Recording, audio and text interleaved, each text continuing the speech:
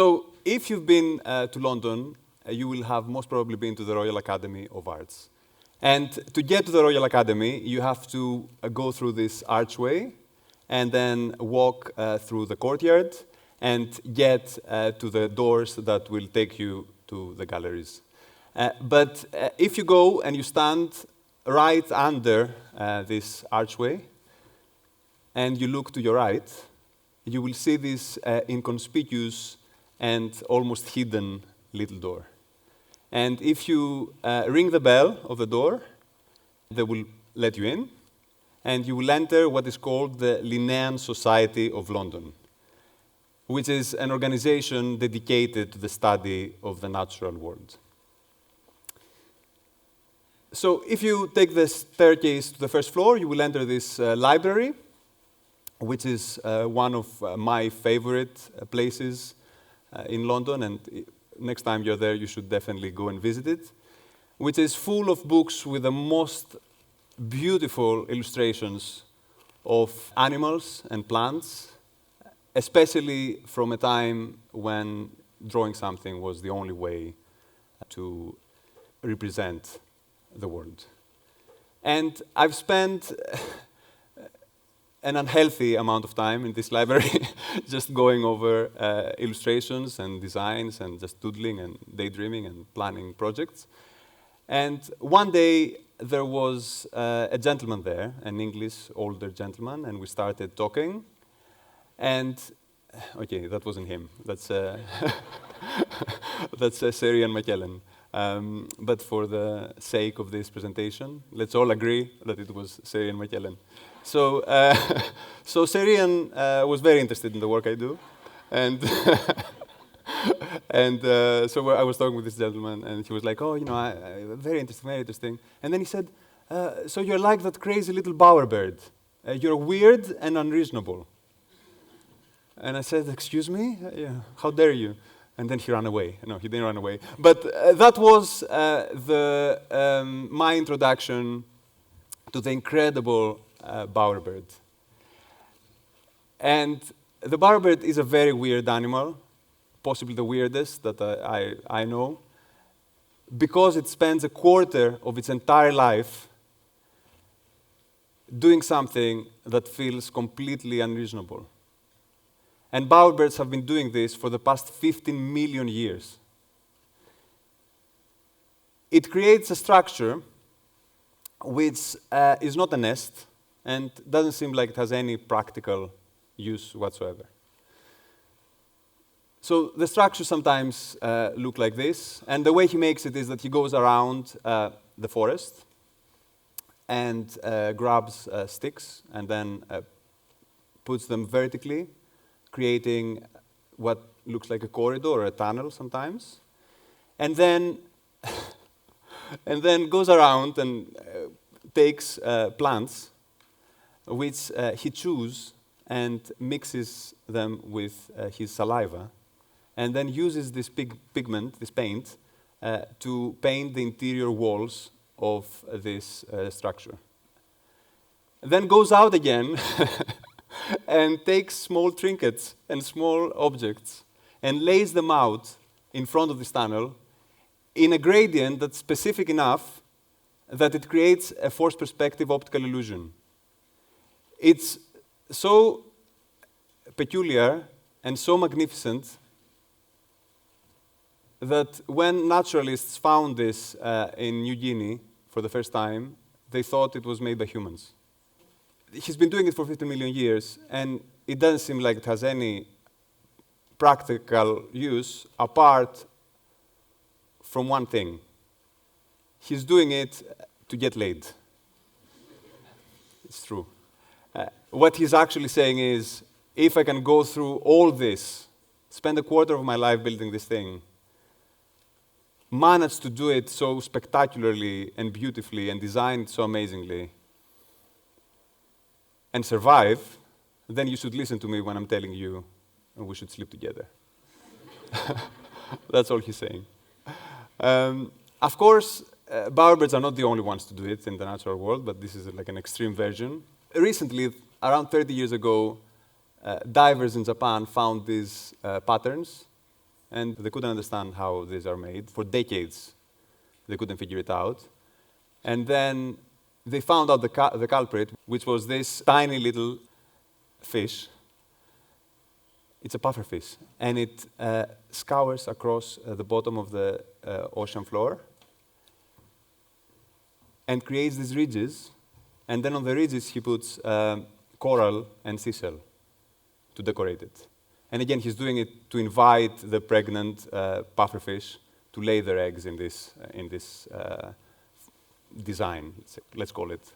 And of course, animals are not the only ones that are doing it. Humans, we've been doing it forever, since the beginning of civilization.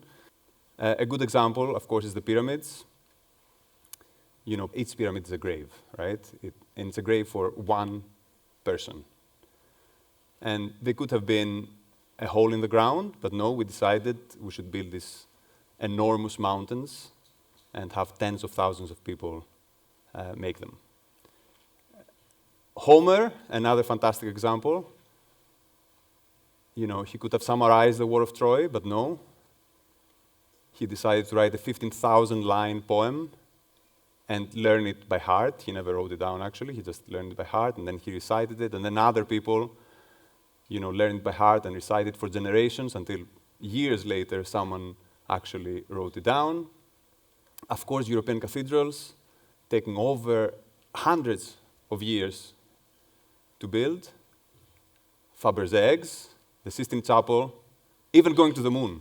JFK said, we choose to go to the moon not because it is easy, but because it is hard. And of course, because this is a design audience, the greatest poster of all time, Stefan Sagmeister's AIGA Detroit poster, where he carved on his body all the information of the event with an X-Acto knife. So humans have been doing it forever, and you know, whenever we value something, we make sure that we spend an extraordinary amount of effort on it to communicate how much we care for it. And all this is not a theory, this is not my idea. I'm not coming here to say, oh, you know, here's what I thought. This is a very well-established scientific fact. Evolutionary biologists call this costly signaling. And it's exactly this idea, that these extraordinary displays of effort are valued and they're valuable because they're so hard to make and because they're extremely hard to replicate. And in our industry, in the advertising industry and in production, we call this craft. And in our studio, No Mint, which is the studio I co-founded 20 years ago, we call this outrageous effort. And we've been using outrageous effort for the past 20 years as much as possible. Probably our most famous campaign is this collaboration we've done with WWF. And this all started when WWF came and said, we have this problem we need to communicate. The Arctic is melting very quickly and very uncontrollably. It's warming up 3 times faster than the rest of the planet. Now, sadly, that's 4 times faster than the rest of the planet. And then we went away and we thought, okay, what would be the hardest possible way to talk about this problem? And we built a stop-motion film entirely out of real melting ice. The idea was that as we are animating the ice would naturally melt quickly and uncontrollably, and in this way create a metaphor for the Arctic and how fast this is melting. And this is the final film. The Arctic is warming almost 3 times faster than the rest of the planet, changing the Arctic ecosystems forever, causing destruction around the planet.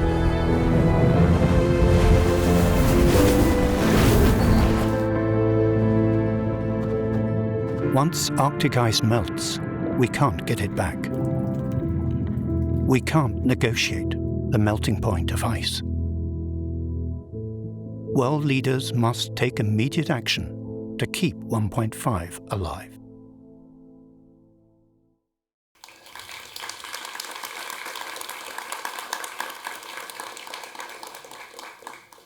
Thank you. So at the end of this process, I swore that I would never do anything like this again.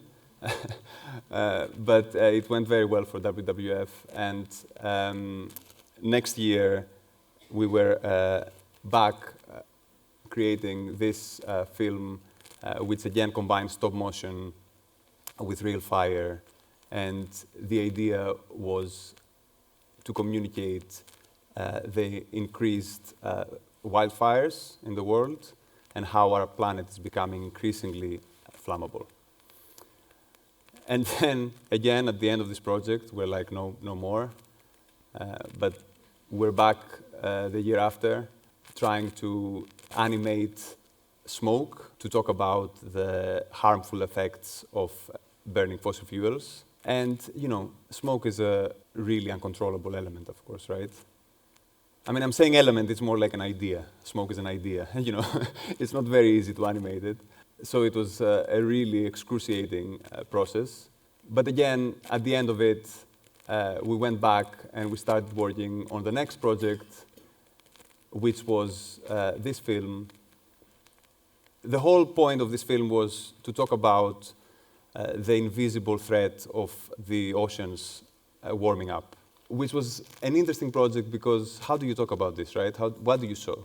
So the idea was to build a film in stop motion that we then shoot using only thermal cameras. And I remember the day I thought of this idea, I thought, okay, that doesn't sound that horrible. I mean, it's going to be difficult figuring everything out. But the truth was that it was excruciating because every prop, so let's say the boy in one frame, had to be a specific temperature, let's say 60 degrees.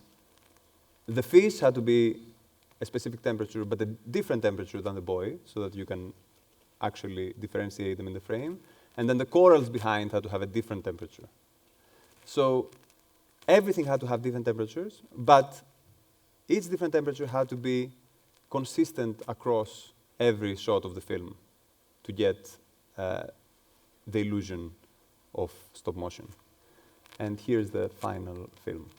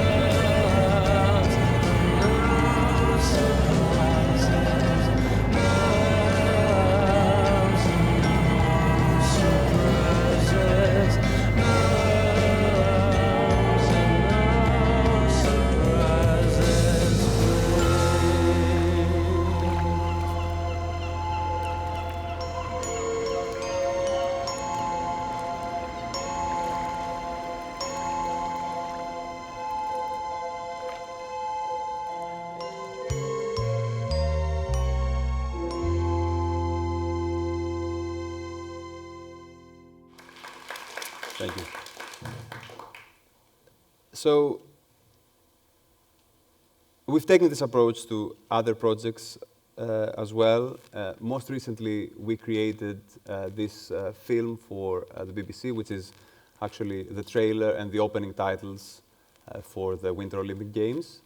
And the team at BBC came to us with this idea, which I thought was lovely, which was, what if we saw the athletes coming down the Dolomites and across the mountains leaving behind them a trail of fire, being quite literal trailblazers.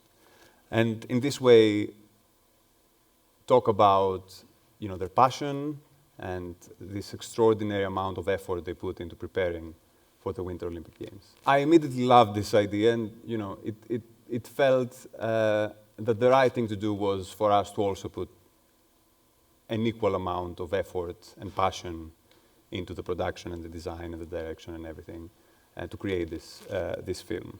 And I want to go a bit into more detail with this project. So when a project like this comes in, I start thinking about the things that we could do, but without thinking so much about whether they are possible or not.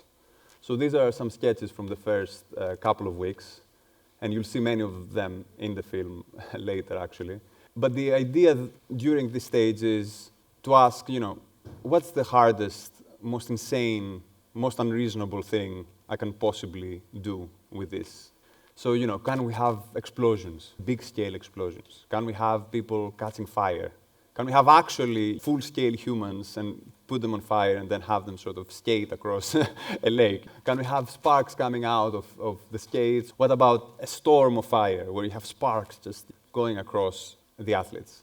So it's a horrible moment for the producers of the film because they don't know what to plan for.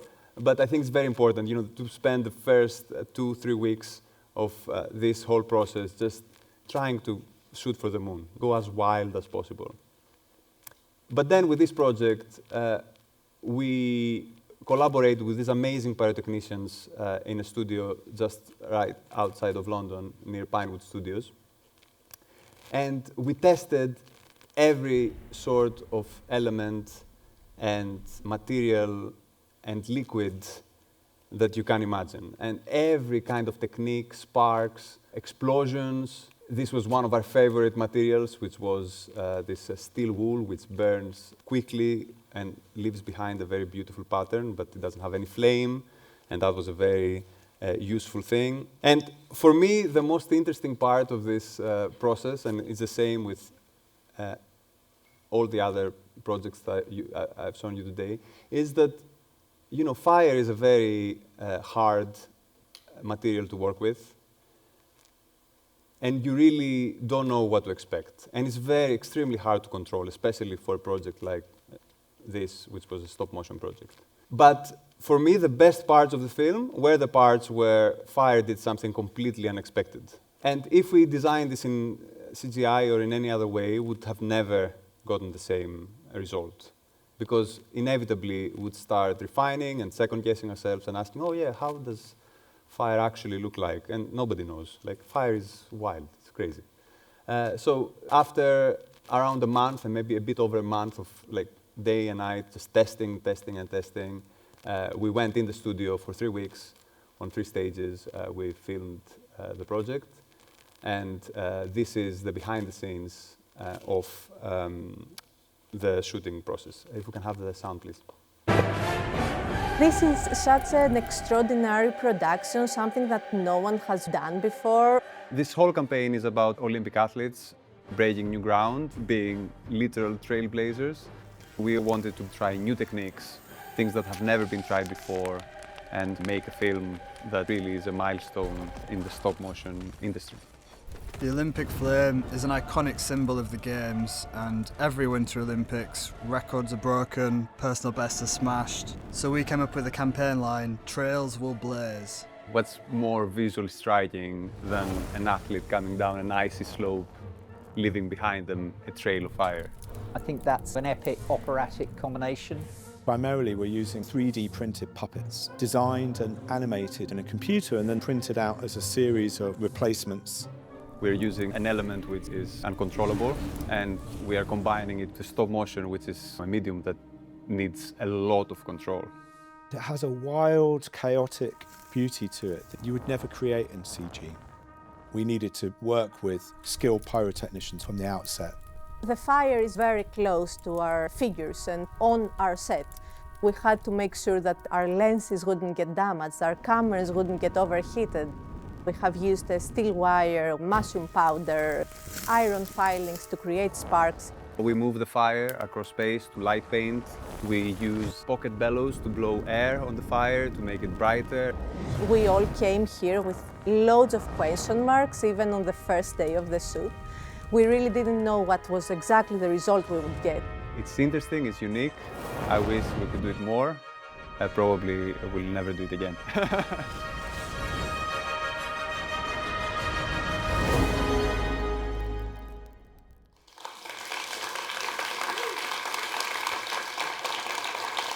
Thank you. And this is the final film.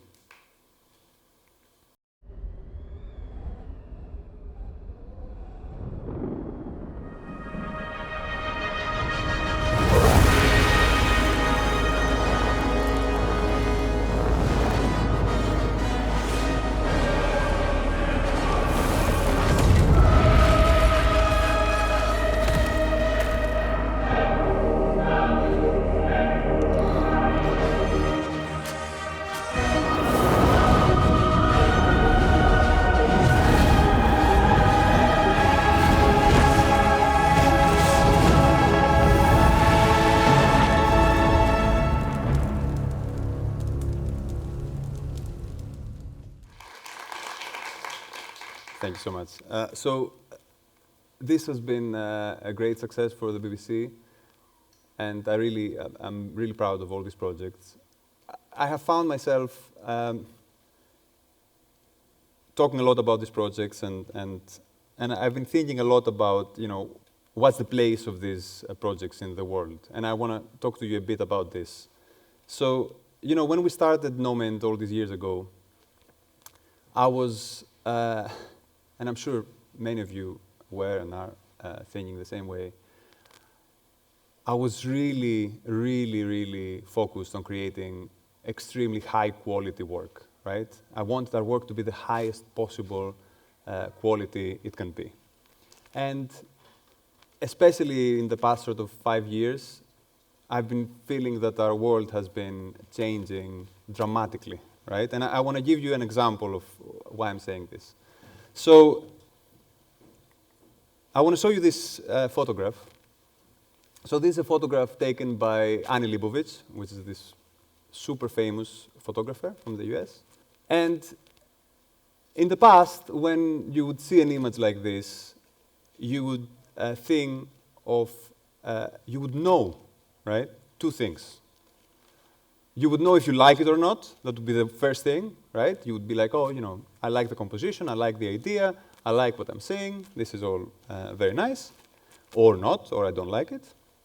And then also you would know that the only way to create an image like this would be to put a lot of effort into it. You would need to take a model and put them in a lake, and then you would need someone to take care of the wardrobe, and someone to do the hair and makeup, and of course an art director to take care of this weird tiny tree that the model is holding. Oh yeah, you would need a rig to make sure that you are holding the tree up and it's not falling on the model's head. And you would need some light with a diffuser. You would need like a gaffer and an electrician to be on set. And of course, you would need Annie Leibovitz bringing, decades of experience, improving her craft and all her knowledge, and all her assistants to take 100,000 pictures of this just to choose one, right? There was no other way to take this picture. You would see this picture, and you would also know, okay, this is happening. And this wasn't just photography. This is everything, right? It's film, any kind of visual content since the beginning of communication design and communication in general. And you understand where I'm going, of course, that now you can create an image that is very high quality, that looks like it needed effort using AI. And in fact, what is telling you that I haven't been lying to you all along today, right? That this is not actually an Annie Leibovitz photo, and I made it in my kitchen 2 nights ago, in 20 minutes. So you cannot know, right? This is like, it's extremely, extremely hard to know. And if it's not very hard now, it will get very hard very soon. So let's do an experiment here all together. Who in here believes that this is a real picture taken by Annie Leibovitz in a lake with a model and so on? Okay, I want to see that. One moment. Okay, so, okay, I would say maybe 10%, maybe 20%. Okay, so who thinks that this is a fake that I made? Okay, so a bit more, but I would say maybe 30%. So maybe the rest of you cannot tell, right? Let's say it was 50-50, it doesn't matter, right? Do you want to know? Are you interested to know? So I'm not going to tell you. I'm not going to tell you, and because this is exactly the point, right? You know, the fact that AI can create an image like this, it doesn't make the image amazing, right? It doesn't make the AI incredible. It makes every other image that could require effort worse. It robs visuals from the one thing that we all care about, and that's effort. It's hard because we've spent all our careers chasing high quality, right? Chasing the output. And this is now over, it's gone, right? And if it's not gone now, it will be gone in the next 5 minutes. You know, and I really don't think that there's any version of the future where it's coming back. It's already a button in mid-journey, right? So, whenever, and I'm sure this has happened to all of you individually, whenever you talk about AI with someone, inevitably the conversation will reach a point where someone says, don't worry about it. You know, AI is a tool, and, right, this is the one thing, AI is a tool, and then, you know, all that matters is the idea and the taste, right? And this is all, I agree, like, I don't disagree with this, right? It's partly true. The only problem is that this approach takes away the one thing that we all care about, and that's effort, right? It's knowing that someone has spent time, you know, obsessing over something that feels impossible, to create something that's great and give it to the world, right? So I think it is a problem, and I think we need to find a way to solve it. The good news, that's the bad news, right? The good news is that this brand new problem in our industry and in our world has a 15-million-year-old solution, right? And I will tell you how we've been thinking about it and the steps I go through in my mind every time we get a project like the ones you've seen, and maybe this is something useful for you and your project. So the first thing is don't worry about the quality of the final output. Focus on the effort. Make effort the point and ask yourself, what is the hardest thing I can possibly do, right? If it feels easy, ask, how can I make it harder? The second thing is, when you do something that requires all this effort and all this obsession, it will come out with scars. Don't polish it. Leave it as it is, right? Leave it raw. You know, this will become the unique identity of the project. And the third thing, and I think this is very important, is show what it takes to make something like that. So the behind the scenes was something that was an afterthought up until now, I think. You know, we would make a project and then would be like, okay, let me just write something about it, or you know, film something that shows a bit how we made it, right? But now, and I think in the future, it will take center stage, right? And I even believe that many projects will start with the behind the scenes, and then the film will be, or whatever output will be, the secondary deliverable. And we already see this, right? With WWF and the BBC and Apple, you know, whenever they do something that is very hard to create, they shoot a small documentary about it, and then they use it in their actual campaign, right? It's not like, oh, you know, that's just for industry to see. It's for the audience. So I want to wrap it up with one last thing, which is that the world is already full of cheap, fast, and easy nonsense, right? And who likes this shit? Nobody likes this shit, right? You don't like it, I don't like it. Audiences hate it. Like, nobody likes cheap and fast stuff, right? So I think we owe it to ourselves and we owe it to the world to do the exact opposite and try and solve these impossible problems and use outrageous effort to do it, right? And hopefully we'll create work that is wild and it's weird and it feels unreasonable, just like our tiny little friend, the Bowerbird. Thank you.